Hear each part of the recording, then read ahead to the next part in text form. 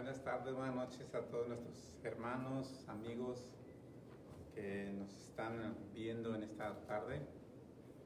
Bienvenidos a todos a estudiar este maravilloso libro que es la palabra de Dios. Creemos que es palabra fiel y verdadera, y todos es un agrado invitarlos en esta hora a abrir su Biblia. Vamos a estar estudiando el Éxodo capítulo 25 y venía pensando en el camino la maravilla que tenemos en las manos, que ha costado mucha sangre, la vida de muchas personas, y nosotros ahora la tenemos por gracia, y yo estoy bien contento por poderla compartir un poquito de lo que es este maravilloso libro, que es como una fuente inagotable de agua, de aguas vivas, y cada que la leemos, cada que la abrimos, ella expande vida, da luz, da amor, da esperanza. Y en esta hora les quiero compartir un estudio acerca de el arca de la alianza, el arca del pacto. Espero que sea de bendición para ustedes. Vamos a orar y vamos a consagrar este tiempo, esta palabra que vamos a estar exponiendo y ustedes van a estar escuchando. Ayúdenme ahí en su casa. Yo sé que muchos de ustedes tienen un gran conocimiento de la palabra de Dios ahí en su corazón. Que Dios les ministre y Dios les dé más luz de esta palabra, de este estudio. Bendito Padre Celestial, te damos gracias por la gracia y la oportunidad, bendito Dios, de estar aquí en tu casa de oración, bendito Dios, y poder dar este estudio, poder abrir tu palabra todavía, bendito Dios, con libertad. Te pido, bendito Dios, por cada persona, especialmente las personas nuevas que nos están escuchando, bendito Dios, que sea de bendición esta palabra y que la puedan creer, bendito Dios, que en esta hora tú les puedas dar la salvación, les puedas dar vida eterna, bendito Dios, porque tu palabra nos enseña que esta palabra es eterna. Gracias en nombre de Jesús. Antes de iniciar, les voy a pedir que si tiene usted en su corazón dar una ofrenda, diezmos a nuestra iglesia, lo puede hacer en agapepicorivera.com, agapepicorivera.com. Ahí puede usted ofrendar, puede diezmar. También le estamos invitando a nuestros servicios de cada domingo. Lo tenemos en español, lo tenemos a las 9 de la mañana. Estamos tomando todas las precauciones debidas para que usted se sienta bien, para que usted se sienta con confianza y nos pueda acompañar este próximo domingo temprano, el día del Señor, alabar, bendecir a nuestros señores, seguir estudiando la palabra de Dios. Como hijos espirituales necesitamos la palabra de vida, la palabra espiritual. Como hermanos necesitamos estarnos congregando, reunidos, juntándonos como hermanos para ayudarnos unos a otros, para motivarnos unos a otros a seguir adelante. Si usted no puede ofrendar ahí a través del internet, aquí también los domingos en la mañana tenemos un lugar que le llamamos el kiosco. Es un lugar que alguien lo está atendiendo, mi esposa lo está atendiendo, y ahí usted también puede ofrendar. Si quiere traer su cheque o su dinero cash, ahí lo puede hacer también. Y gracias por ayudarnos. Ahora sí vamos a entrar a la palabra de Dios, y voy a invitar a usted que abra su Biblia ahí en el capítulo 25, y vamos a empezar a leer desde el versículo 10 al versículo 22, donde se nos narra acerca de el arca. Dice así: harás también un arca de madera de acacia, cuya longitud será de 2 codos y medio, su anchura de codo y medio y su altura de codo y medio. Y la cubrirás de oro puro por dentro y por fuera, y harás sobre ella una cornisa de oro alrededor. Fundirás para ella 4 anillos de oro, que pondrás en sus 4 esquinas, 2 anillos a un lado de ella y 2 anillos al otro lado. Harás unas varas de madera de acacia, las cuales cubrirás de oro, y meterás las varas por los anillos a los lados del arca, para llevar el arca con ellas. Las varas quedarán en los anillos del arca, no se quitarán de ella. Y pondrás en el arca de testimonio que yo te daré. Y harás un propiciatorio de oro fino, cuya longitud será de 2 codos y medio y su anchura de codo y medio. Harás también 2 querubines de oro labrados a martillo, los harás en los dos extremos del propiciatorio. Harás, pues, un querubín en un extremo y un querubín en el otro extremo de una pieza. Con el propiciatorio hará los querubines en sus dos extremos. Y los querubines extenderán por encima las alas, cubriendo con sus alas el propiciatorio, sus rostros uno al frente del otro, mirando al propiciatorio, los rostros de los querubines. Y pondrás el propiciatorio encima del arca, y en el arca pondrás el testimonio que yo te daré. Y de ahí me declararé a ti, y hablaré contigo sobre el propiciatorio, de entre los dos querubines que están sobre el arca del testimonio, todo lo que yo te mandare para los hijos de Israel. Mira el versículo 22, lo vamos a leer otra vez, porque es un versículo muy importante que nos da mucha luz y nos da mucha confianza de que Dios tiene el interés de estar con nosotros, de instruirnos, de hablarnos. Y de ahí me declararé a ti, de ahí te voy a hablar, ahí voy a estar para hablarte. Y hablaré contigo sobre el propiciatorio, de entre los dos querubines que están sobre el arca del testimonio, todo lo que yo te mandare para los hijos de Israel. Esta es una bonita palabra, como dice nuestro pastor Almada.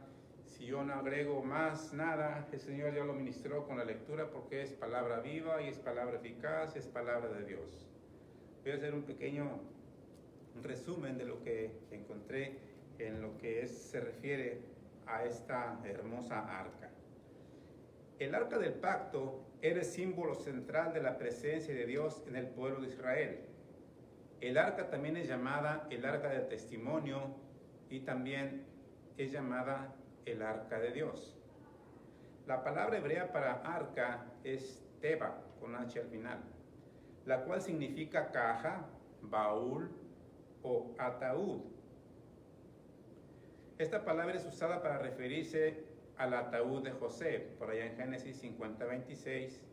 También es usada para el arca de Joás, Segunda de Reyes 12:9 al 10. Se recuerda que había un arca donde se traían ofrenda las personas para la edificación o para el arreglo del templo cuando estaba deteriorándose.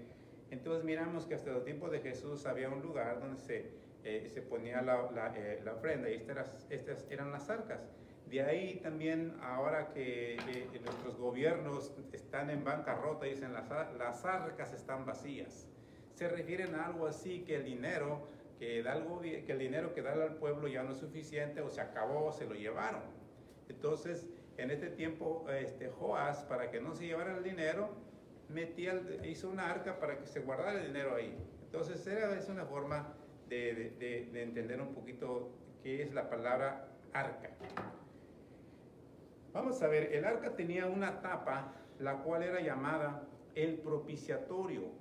Y aunque era un mueble separado, siempre estaba encima del arca. Fue el mandamiento de Dios, que eran muebles separados, pero el arca, el propiciatorio siempre debería de estar arriba de la caja, del arca. Sobre el propiciatorio estaban los dos querubines de oro labrados a martillo, de donde se manifestaba Dios al pueblo. Es interesante ver que entre los dos, que de las alas de los dos querubines, ahí se manifestaba Dios para el pueblo. Era un propiciatorio.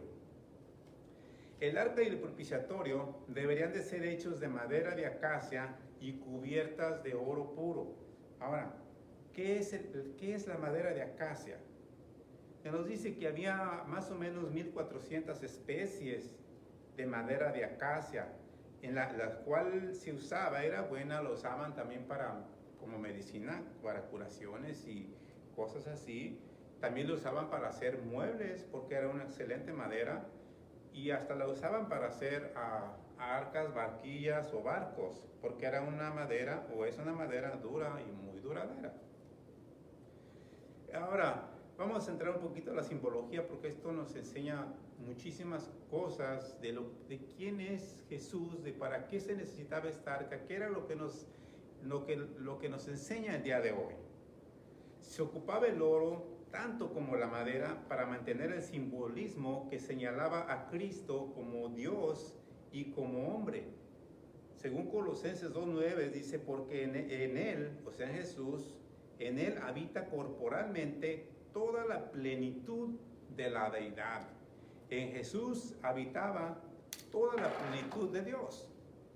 Ahí vivía. Él era tanto hombre como Dios, pero jamás se mezcló el Dios santo con lo humano, así como no se puede mezclar el oro con la madera. Es interesante observar esto y tener en cuenta esas dos cosas que son importantes para nuestra enseñanza, lo que la palabra de Dios nos enseña ahora acerca de nuestro Jesús, de nuestro Señor. La madera y el oro. No se puede mezclar la madera y el oro, tampoco perdían su identidad. Es interesante. Ni el oro dejaba de ser oro, ni la madera dejaba de ser oro, aunque estaban juntos. Es interesante. La madera seguía siendo madera y el oro seguía siendo oro. Esto nos enseña que Cristo era tanto hombre como Dios y sus dos naturalezas no fueron fundidas. Lo que Él hizo, lo hizo perfectamente humano o perfectamente divino. Encontramos como hombre la palabra hijo de hombre, le encontramos más o menos 80 veces, según los expertos, 80 veces en la Biblia. Es el hijo del hombre. Y como hombre, él comió, se cansó, lloró, durmió, caminó, platicó y murió. Pero como Dios sanó enfermos, reprendió los vientos y se aplacaron, multiplicó el pan, resucitó a los muertos, sabía lo que estabas pensando. Él podía predecir muchas cosas, hizo muchas cosas que dice Juan que ni aún haciendo los libros en todo el mundo no podían caber todas las cosas que Él hizo, porque Él es Dios y aún resucitó de los muertos. Aleluya, eso me da a mí mucha confianza. Por eso, hermano, una vez más le digo, este libro te da confianza. En este libro no hay errores. Nosotros miramos, pues, leído muchas otras culturas, mitología griega, china y muchas otras informaciones babilónicas, y tú encuentras unos dioses paganos, inmorales. Ahí todo empieza en el desorden para acomodarlo después, y miramos todo el contrario, que nuestro Dios es santo, nuestro Dios es puro, siempre tiene una estructura y siempre te da una explicación de lo que debes de entender. A otras cosas dice, estas cosas no se les revela a ellos porque no quiero que las entiendan, pero a los hijos, a los escogidos, a ustedes sí les es permitido revelar las cosas del reino. Entonces la palabra de Dios es viva y eficaz, y la palabra de Dios no miente. Cualquier cosa que queramos encontrar, la palabra de Dios es la que te va a dar la última palabra, es la que te va a decir es cierto o es falso.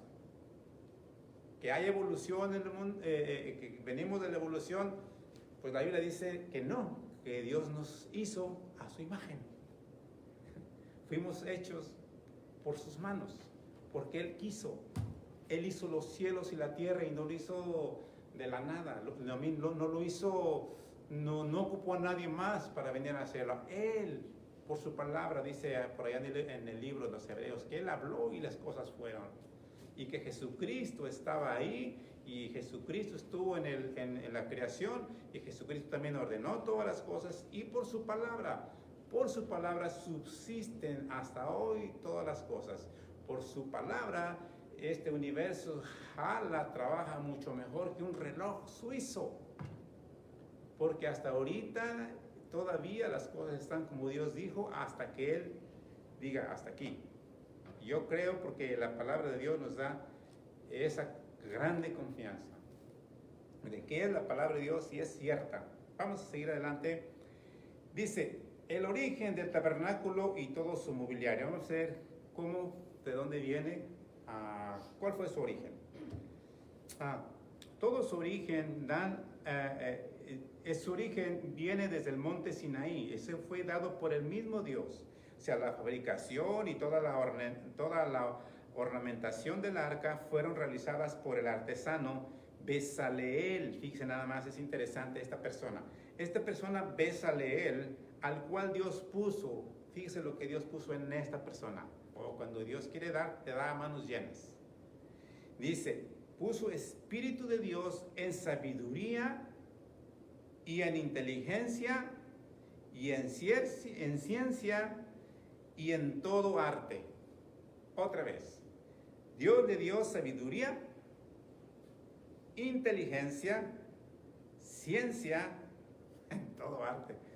Así que chiste, ¿verdad? Y si, digo yo, si a mí me hubiera dado eso, yo hubiera sido un gran maestro, ¿verdad? Pero, ok, a Dios le dio una varita, también a Moisés le dio una vara y con esa hizo grandes maravillas. O sea, Dios es el que hace todas las cosas.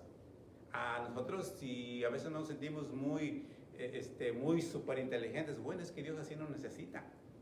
Dios no necesita, de tal y como tú eres, así te necesita Dios. Yo a veces, cuando yo canto o cantaba, trataba de cantar, y decía, ¿por qué no tengo la voz más alta? Voy a tener la voz más alta ya como el hermano Orlando para poder alcanzar notas altas y cantar así suave. No llego a la nota, tengo que bajar 2 tonos o 3 para poder cantar los mismos cantos. Los tiempos, hermano, si entro, debes entrar a los 4 tiempos, yo entro a los 4 y medio o a los 3.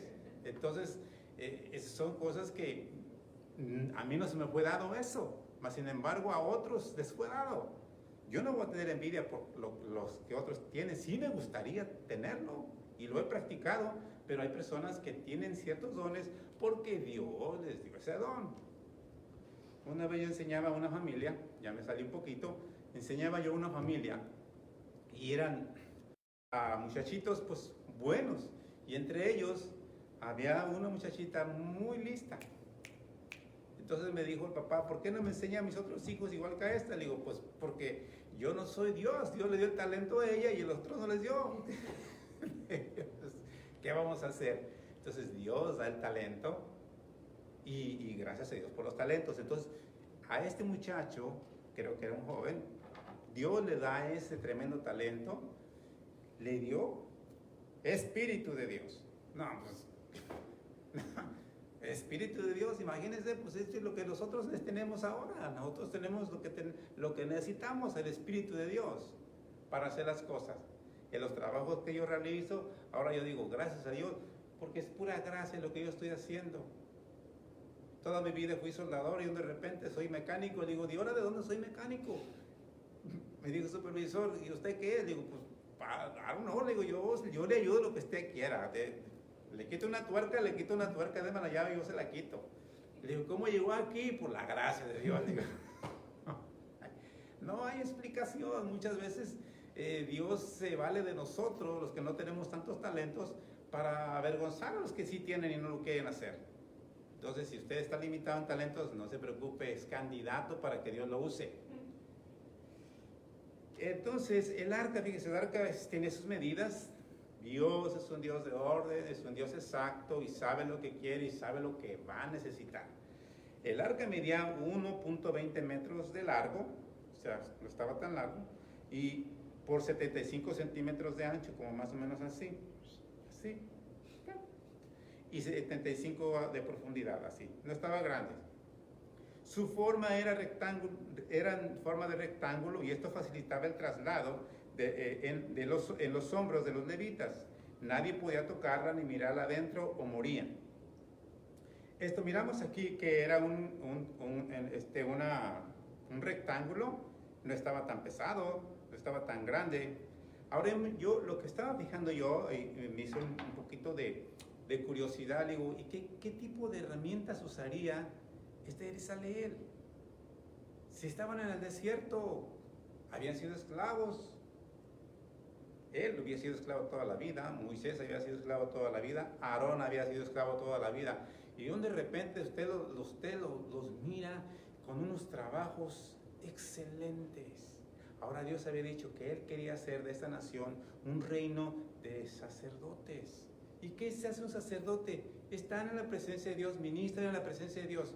Era un sacerdote para que todo el mundo supiera que había un Dios santo y un Dios bueno que los quería salvar. Sin embargo, usted mira que lo primero que hicieron fue hacerse un becerro y ahí dijo Dios, ¿sabes qué? Ya como todo el pueblo no va a servir, tengo que agarrar nada más tiene que agarrar una tribu. Y agarró la tribu de Leví. Igual, miramos de la esclavitud a una forma excelente de trabajo, una forma excelente de estar en la presencia de Dios. Ahora, Dios les tiene que mostrar de qué manera deben de estar enfrente de un Dios santo. Porque en la esclavitud siempre estuvieron enfrente de dioses paganos. Usted mire ¿cómo se llama? La cultura de egipcios, y tenían dioses a morir. Miles de dioses, toda la diosa ahí, la cucaracha. Usted mira, las primeras 10 plagas fueron contra todos los dioses. Y la Biblia lo dice, en el capítulo 12 de Éxodo dice que la guerra fue contra todos sus dioses. El dios rana, el dios lagarto, el dios Nilo, contra los mosquitos y todos, contra todos los dioses, a Dios a todos les sonó. Entonces, ellos vienen de una cultura, de una religión pagana, su mente está hasta el becerro de oro, es el que más traían en el corazón, porque fue lo primero que les salió en el desierto, hacer un becerro de oro que se viera. Entonces Dios les tiene que enseñar, no, ese no es Dios, el creador de los cielos y la tierra no es eso. Yo necesito que me sirvan por fe, en santidad, de acuerdo a mis preceptos. Y lo que empieza a hacer aquí es este arca, porque el arca es donde Él va a empezar a manifestar su presencia. Ahora, dice, nadie podía tocarla ni mirarla adentro, si no morirían. Así como murió Usa, ¿se recuerdan ese pasaje en 2 de Samuel 6:6? Él tocó nada más la tocó y con eso, ¡fum!, se murió, fulminado, cayó. Después de cuando los filisteos se la llevaron y se enfermaron todos de almorranas, llenos de llagas, los de Ecrón dijeron, hey, ahí te va la arca, ya no la queremos aquí. Entonces, cuando los otros filisteos dijeron, ¿y por qué nosotros vamos a agarrar? Y ya después nadie la quería. Primero se la llevaron como, este es nuestro botín, grandioso botín, le ganamos a Jehová, vamos a ponérsela a Dagón. Y Dagón, ¡pum!, otro día amaneció con las patas para arriba, todo desbaratado. Y les empezaron a salir llagas a todos los sacerdotes, no podían ni siquiera ministrar a su Dios. Entonces va para Ecrón y después va para otro lado y los demás, no, ¿por qué? Ahora, ¿por qué nos vas a mandar a nosotros el arca? No, por favor, ya no. Porque donde quiera que iba el arca, hacía un destrozadero, hacía enfermedades y ya no la querían, ya no hallaban cómo deshacerse de ella.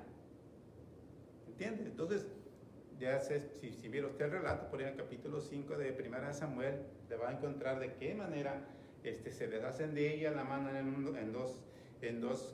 un carro con 2 vacas uncidas y la llevan, y las vacas no regresan, aún teniendo becerros chiquitos, se fueron y llegaron aquí a este lugar que se llama Bet-Semes. Y estos hombres de Bet-Semes, que conocían de Dios, se atrevieron a mirar adentro. Y usted mira allá usted lo busca en su casa, 1 de Samuel 6:19, que murieron 50,070 personas. 50,070 personas. En Números 1:51 ya se nos había dicho, no se acerque ningún extraño o morirá. Y ellos no solamente se arrimaron, sino que miraron adentro y el fulminadero. O sea, tenemos un Dios que nos ama, nos cuida, nos protege, pero que debemos llegar a Él en santidad. Pablo dice que él predicaba la palabra a unos para salvación y otros para muerte, porque la misma palabra que te da vida te mata.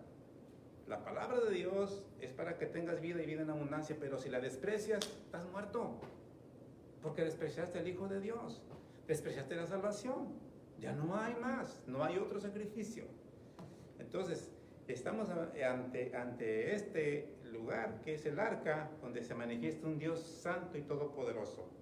El arca era una extraordinaria belleza, invitaba a estar cerca de ella, pero aprendemos que este era el trono de Dios en la tierra, y el que se acerca a Dios lo debe hacer en santidad y reverencia, y solamente los sacerdotes, hijos de Aarón, podían cargarla y arrimarse. En el arca estaría el trono de Dios, y es el primero que se había de construir. Fíjese, es interesante aquí. Miramos que Dios dice que van a hacer un tabernáculo y van a hacer muchos muebles y les da instrucciones, pero lo primero que empiezan a hacer es el arca. Lo primero que empiezan a hacer es el arca. Dios les dijo, primero háganme el arca. El arca estaría en el trono de Dios y Él es el primero que se había de construir, antes que el mismo tabernáculo y el resto del mobiliario, el cual tenía un diseño celestial. A mí me hizo pensar, sé un poquito de lo que me han explicado acerca del nacimiento de un niño, acerca de cómo empieza su vida. Y miramos que cuando el embrión empieza a formarse, lo primero que se hace es el corazoncito. Dice que se mira un pistojito ahí, pas, pas, pas, pas, pas, pas. Entonces, después se hace todo el cuerpo. Entonces, aquí miramos que el mismo corazón de Dios es esto, el arca. Era ahí, porque de ahí se iba a manifestar la vida, de ahí iba a salir la palabra de Dios, a la palabra de bendición, la palabra de corrección. En Hebreos 8:5 dice, los cuales, hablando de estas cosas, de los muebles que hay en el tabernáculo, dice, los cuales sirven a lo que es figura y sombra de las cosas celestiales. O sea que en el cielo hay un arca, sí la hay, porque usted lo mira por allá en el Apocalipsis, vaya y mira al final del libro y ahí va a encontrar que se abrió el cielo y apareció el arca. ¡Wow! Un arca como en el cielo. Entonces, déjame le sigo leyendo. Los cuales sirven a lo que es figura y sombra de las cosas celestiales. Ahora, lo que necesitamos es algo real, ¿verdad? Necesitamos estar un día en la presencia de Dios, ahí donde está esa arca que es real. Aquí solamente servía como sombra. Era nada más como una figura y sombra de las cosas celestiales. Como se le advirtió a Moisés cuando iba a erigir el tabernáculo, diciendo, haz todas las cosas conforme al modelo que se te ha mostrado en el monte. Haz todas las cosas como se te ha dicho. Vamos a ver, el contenido del arca, mire lo que tenía el arca. En el arca tenía un incensario de oro y el arca del pacto, cubierta de oro por todas partes, en el que estaba una urna de oro que contenía el maná, la vara de Aarón que reverdeció a las tablas del pacto. Esto se nos dice en Hebreos 9:4. Léalo en Hebreos 9:4 y ahí se va a confundir un poquito porque dice que estaba el incensario de oro dentro. Lo que pasa es que el incensario, entraba el sumo sacerdote con un incensario para adentro y luego salía. Entonces el incensario tiene un estudio aparte. El incensario tiene un estudio muy profundo, pero es un poquito aparte, que eso lo vamos a dar posiblemente después. Entonces, yo me acordé un poco del incensario porque yo trabajé en una iglesia, de hecho trabajé en 2 iglesias católicas y miré el tipo de incensario, que era una réplica muy rara. Ahí le echaban carbón y luego le echaban unas especies muy raras, agarraban el incensario, era como una cosa así, la llevaban, le echaban ahí enfrente del altar un ratito. Eso lo hacía, no sé, yo la verdad no supe mucho de sus ritos, pero sí los llegué a ver. Entonces ya cuando se acababa, acaban de echar el humito ahí enfrente del altar o no sé qué, y ya regresaba, y como yo trabajaba acá atrás, yo miraba ya después que ahí aventaban ahí el incensario, ahí quedaba humeando hasta que se apagaba. Una cosa rara. Lo que no nos enseña en la palabra de Dios da instrucciones específicas, y cada cosa que se decía y se hacía tenía que ser como lo decía Dios, porque todo reflejaba a Cristo.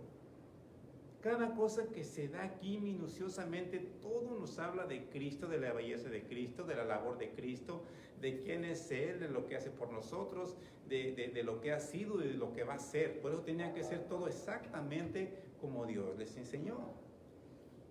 Vamos a ver las tablas. Estas tablas estaban adentro del arca. Dios dijo que las pusieran adentro del arca como testimonio. Las tablas del pacto hablan de la vida de Cristo en la tierra, cumpliendo toda la ley y las profecías hechas de Él. Hablan de su majestad como Dios y como Rey. Jesús fue el mensajero de Dios para el hombre. Él es el alfa y el omega, el primer mensaje de Dios y también el último, porque Él mismo personifica la carta. Él es la palabra. Allá en Deuteronomio 6, cosas de esta ley, las primeras palabras que decían esta ley Dice, oye Israel, Jehová nuestro Dios, Jehová uno es. Y amarás a Jehová tu Dios de todo tu corazón y de toda tu alma y con todas tus fuerzas. Estas palabras deberían resonar vivas en los corazones de todo el pueblo para amar y obedecer al Dios Todopoderoso, que es fiel a sus promesas, que salva, que ama, que guarda y que cuida de sus hijos. Dios está haciendo todo esto porque le dijo a Abraham, un día te voy a visitar, te voy a sacar de la tierra de esclavitud para que me sirvas. Y aquí está Dios cumpliendo cada promesa. Mira usted, a través de la Biblia, cada promesa que Dios ha hecho la ha cumplido. Y lo que promesa que nos dio de que vamos a ser salvos y que a través de Jesucristo tendremos las riquezas y que a través de Jesucristo tenemos vida eterna, es cierto. Solamente créalo y espérelo. Nosotros no vivimos por lo que vemos, vivimos por lo que dice la bendita palabra de Dios. Por eso se nos fue dado de arriba la fe. Jesús le dijo a Tomás, tú crees porque estás viendo y metiste la mano aquí a mi costado, pero bienaventurado es todo aquel que sin ver ha creído.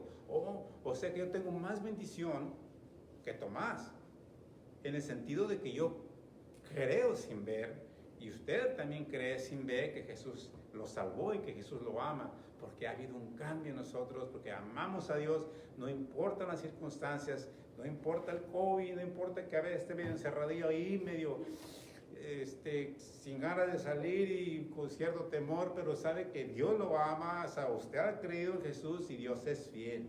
Dios cuando te escogió, Él sabía cómo eras. Dios cuando te escogió sabía que cojeabas de una pata y sabía que te gustaba el cigarro y sabía que te gustaba el alcohol. Sabía que te gustaba el soccer, el fútbol y que te ibas y te quedabas encerrado y no ibas al servicio. Me pasó a mí, le pasó al pastor Felipe, nos pasó a muchas. Pastor Moreno, hay una final, ahí la vimos hasta el ostro, dentro de 15 días, no pudiera cantar ahora. Dios es paciente con nosotros, no lo haga usted, pero nosotros lo hicimos alguna vez porque Dios nos conoce. Dios sabía qué clase de persona era usted. Cuando Jesús, me acuerda mucho porque un pastor lo repetía seguido. Dice, cuando Jesús llegó con Pedro ahí con los pescadores, imagínense el lenguaje de estas personas. No solamente había los 12 apóstoles, y en ese tiempo ni apóstoles eran. Imagínense el lenguaje que tenían ahí todos los demás pescadores. Imagínense, ¿usted cree que iban a tener revelación de quién era Jesús? No. Jesús, ahora cuando Jesús llegó, le dijo a Pedro, préstame tu arca. Usted, a ver, si usted hubiera sido religioso, hubiera dicho, ¿qué anda haciendo el Señor acá? El santo de Israel, ¿qué está haciendo acá? Si hubiera ido al templo allá, con los sacerdotes, con los escribas, con los fariseos, ahí debe estar él. Mas sin embargo, Jesús no, dice, no me equivoqué de barca, yo sé quiénes son ustedes. Dice, los que están sanos no tienen necesidad de doctor. Los que tienen necesidad de doctor son los que están enfermos. Entonces yo vine a los enfermos. Entonces si usted se siente malillo, si usted acaba de pecar, no digo que lo siga haciendo, pero aquí está Jesús. Jesús es fiel para perdonar sus pecados si los confiesa. Confiéseselos a Él, ahí en su cuarto, ahí acostadito en la cama, en el baño, donde usted encuentre un lugar donde pueda usted descansar su alma, donde sea usted sincero. Dígale, Señor, yo no puedo con este tequilazo que diario me aviento y me está matando, me está quemando el hígado. Antes no quiero morirme sin antes que tener la seguridad de que soy perdonado. Jesús dice que el que a mí viene no le echo fuera. Vaya, acuda, si quiere usted lo puede conocer hoy. Déjame le sigo, porque este estudio sigue. El arca también contenía la vara de Aarón que reverdeció. ¿Se acuerda de esa vara? Lo cual nos habla de la resurrección de Cristo. Cosas, pequeñas cosas nos hablan de grandes maravillas. Una vara que reverdece, que florece, que da fruto, nos habla de un maravilloso evento que sucedió cuando Jesús resucitó. Esto sucedió cuando el sacerdocio de Aarón fue puesto en duda por algunos líderes Si usted mira el capítulo 16 de Números, ahí va a ver la rebelión de Coré y todo el desastre que vino, desgracia que vino sobre el pueblo de Israel y más para esta familia.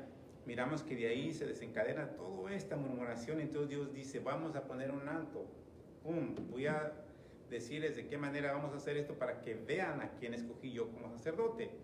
Entonces dice, Dios ordenó a 12 principales que llevaran una vara cada uno, un príncipe de cada tribu, de Benjamín, de Efraín, de Gad, de Zabulón. Cada uno tenía que llevar una vara. Y la vara que al siguiente día reverdeciera, este sería el sumo sacerdote escogido por Dios. Y eso hizo Moisés. Fue la vara de Aarón, la cual no solo reverdeció, sino que floreció y dio renuevos y almendras. Si usted mira ya el número 17:8, dice así, aconteció que el siguiente día vino Moisés al tabernáculo del testimonio, y he aquí que la vara de Aarón de la casa de Leví había reverdecido y echado flores y arrojado renuevos y producido almendros. No nada más reverdeció, hizo toda esta maravilla porque Dios estaba interesado en que su líder que él puso fuera reconocido, fuera respetado. Si Dios aquí puso un líder, tenemos nuestra obligación moral, nuestra obligación de respetarlo, de seguirlo. Y si Dios ha dado testimonio que es hijo de Dios, que es varón de Dios, vamos a obedecer lo que Él nos dice, vamos a seguir adelante, porque si obedecemos a nuestro líder, a nuestro pastor, obedecemos a Dios. Yo no quiero tener enemigo a Dios. Con todo mi corazón yo quiero servir a Dios y quiero seguir trabajando para la obra de Dios. No quiero ser reprobado, ni usted tampoco. Allá Jesús floreció como para un sacerdocio eterno.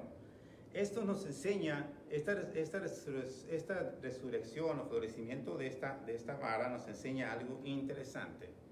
Número 17, 10 dice, y Jehová dijo a Moisés, vuelve la vara de Aarón delante del testimonio, para que se quede por señal a los hijos rebeldes, santo Dios, y hará cesar sus quejas de delante de mí, para que no mueran. Ay, ¿entendió? ¿Entendió el mensaje? ¿Entendió el mensaje? Este es un mensaje de Dios, Dios mismo. Dios está en el Viejo Testamento diciéndonos estas cosas. Es el mismo Dios. Déjame tomar agua. Son cosas que nos está hablando en un simbolismo tan real que ahora, años después, podemos mirar esto y lo podemos comparar a lo mismo que Jesús hizo. La resurrección perfecta de Jesús. Esta vara estaba tan seca como un palo y Dios le dio vida. En esto comprendemos que nuestro Señor Jesús murió y Dios lo levantó de los muertos. Esto es, su vida floreció y en esplendor y en belleza, y ejerce su sacerdocio para siempre. Por allá hay un Dios que se llama Tamuz, otro es Baal. Total, Tamuz reflejaba que él resucitaba cada primavera.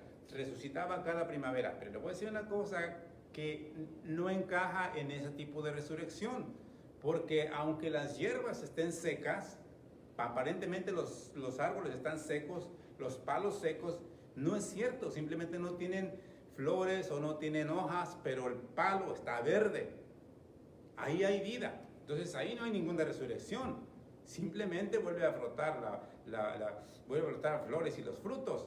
Mas, sin embargo, estos palos estaban secos. Jesús murió y resucitó. Nosotros vamos a morir y vamos a resucitar. Ese es el gran milagro y la gran diferencia de una resurrección y de una resurrección falsa, pagana. Muchas veces lo quieren comparar, no porque Tamuz se parece a Jesús, porque está en los brazos de una mujer y Jesús también en los brazos de una mujer. Bueno, eso lo hizo la Iglesia Católica. La Iglesia Cristiana nos dice esto. La Biblia nos dice esto. La Biblia nos dice cosas claras, sinceras. No anda con juegos, no anda con cuentos chinos, no anda jugando con la palabra. La palabra de Dios es veraz, es viva, es seria, porque es vida. La hizo un Dios, es fuerte, celoso y nos da entendimiento. Por eso, si usted está entendiendo claramente, usted es un hijo de Dios, excelente hijo de Dios y está listando para enseñar la palabra de Dios. No diga que no, porque yo también dice que no. Pronto un hablador que un cojo. Ay, ¿dónde me quedé? Pero no solo eso, déjenme leer otra vez. Esta vara estaba tan seca como un palo y Dios le dio vida. En esto comprendemos que nuestro Señor Jesús murió y Dios lo levantó de los muertos. Esto es, su vida floreció y en esplendor y belleza y ejerce su sacerdocio para siempre. Pero no solo eso, sino que dio fruto. Esto que es que su resurrección, la cual es la base de nuestra fe, el Señor sigue dando más fruto para el reino de los cielos. Por eso nos dice, el que permanece en mí y yo en él, este lleva mucho fruto. O sea, Dios nos hizo de una manera que podemos dar frutos porque Él da fruto. Él nos hace aptos para el servicio, Él nos hace aptos para la siembra, para la cosecha, para seguir trayendo almas a Jesús, para seguir expandiendo el reino por la palabra, con su ofrenda, con su oración. Este reino es grandioso. Este reino no tiene fin. Y cuando parece que ya tinieblas cubren la tierra, parece que el diablo está saliendo con la suya de que todo el mundo esté en negro y las ciudades estén negras, por ahí se levante un grupo de personas alabando a Dios, otras creyendo a Dios, otras exaltando el nombre del Señor. Y yo creo que esto no va a parar hasta que Dios quiera. Mientras Dios sea Dios, Él va a hacer su voluntad. Ahora miramos aquí, ya me lo acabo. La resurrección de Cristo todavía está como testimonio a un mundo rebelde que no cree y para el cual todavía está la cruz como propiciatorio para todo aquel pecador que quiera ser perdonado. Porque Él ofreció su propia sangre para que todo aquel que en Él cree no se pierda.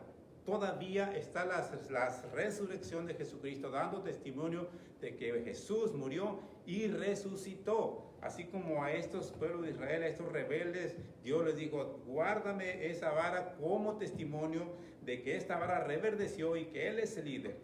Ahora, lo interesante es que el sumo sacerdote entraba cada año y ofrecía sacrificio, de la sangre de sacrificio llegaba y rociaba el propiciatorio cada año, pero entraba y salía rápido. Ahora Jesús se nos dice que Él entró al mismo altar de Dios, ofreció su propia sangre y se sentó a la diestra de Dios. Este es un gran sumo sacerdote con confianza, podemos confiar en Él porque Él intercede por nosotros. No solamente nos salvó, nos salva y nos va a seguir guardando porque Él tiene todo poder.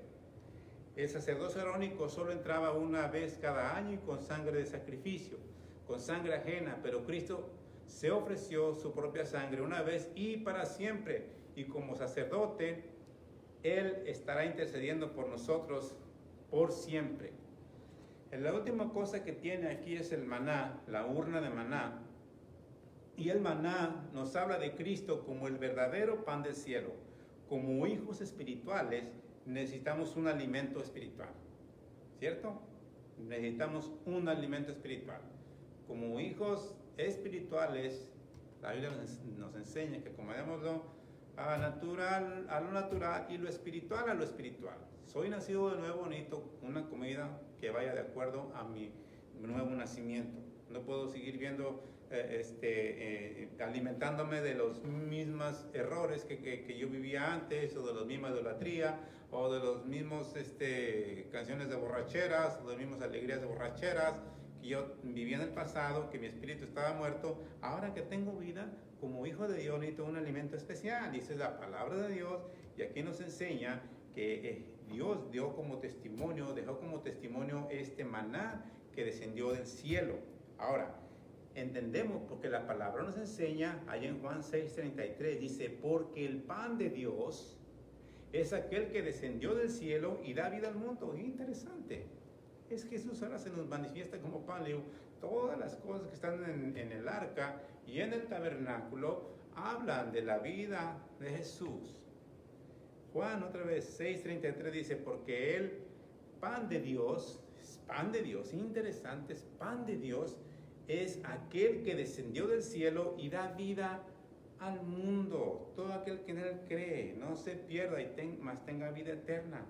Cristo es el verdadero maná, porque los hijos de Israel comieron el maná, pan de ángeles, pero murieron en el desierto. Interesante, aunque comieron pan de que comían los ángeles, de todos murieron. Y ahora Jesús dice, si tú comes de este pan, nunca vas a tener hambre, nunca vas a tener sed y nunca vas a morir, porque es pan que te da vida eterna. Gracias a Dios por la vida eterna. La vida eterna es un don que desciende del cielo. Es el maná de Dios en la persona de Jesús. Asegúrate solamente que tengas a Jesús en el corazón. Es lo más importante para ti en este día, en esta noche y en toda la vida. Asegúrate que tienes a Jesús. Como dice el Pastor Moreno, mi papá siempre me preguntaba, ¿cómo anda tu vida espiritual? Bueno, es una pregunta incómoda, pero la debemos de hacer a nuestros hijos y me la debo de hacer yo solo también. ¿Cómo ando con Jesús? ¿Cómo está mi vida en relación a Jesús? Bueno, hay que seguir preguntando, ¿cómo está tu vida? Cuida la presencia de Dios. Y lo más importante, porque aquí nos enseña en el arca que lo más importante, lo más preciado era la presencia de Dios. No era ni siquiera el arca, no era el mueble, no era el oro, no era la madera, no era el ornamento, sino que era la presencia de Dios, la cosa más importante que debía estar ahí. Ahora, solamente le voy a terminar con este versículo que dice, Apocalipsis 2:17, el que tiene oído oiga. Ojalá y haya puesto atención al estudio, y si no, lo vuelvan a repetir, vuélvalo a escuchar. El que tiene oído para oír, oiga lo que el Espíritu dice a las iglesias. Al que venciere, daré de comer el maná escondido. ¡Wow! Hoy puede usted ser el vencedor, porque los vencedores somos los que tenemos a Jesucristo como nuestro único y suficiente Salvador, el cual venció la muerte, el cual venció al diablo y el cual tiene lugar excelente preparado en nosotros allá en los lugares celestes. Él es el único que nos puede dar un ride de aquí al cielo. Él nos puede llevar así. No podemos llegar con nuestro propio mérito, no podemos pagar por eso, no podíamos pagar nuestra deuda. Jesús puede pagar la deuda de pecado, Jesús te puede llevar al cielo. Él es todo. Por eso hablamos del arca como nuestra única arca de salvación, que es Jesús. Solamente te digo esta noche, del que tiene oído, oiga lo que el Espíritu dice. Todavía habla el Espíritu Santo a las iglesias. Que Dios haya hablado a tu corazón. Si no lo entendiste muy bien, ve este capítulo 25, léelo todo y repásalo, rúmialo como las vacas 2 o 3 veces para que lo entiendas y lo asimiles bien. Que Dios les bendiga. Nos estamos mirando, si Dios quiere, la próxima semana.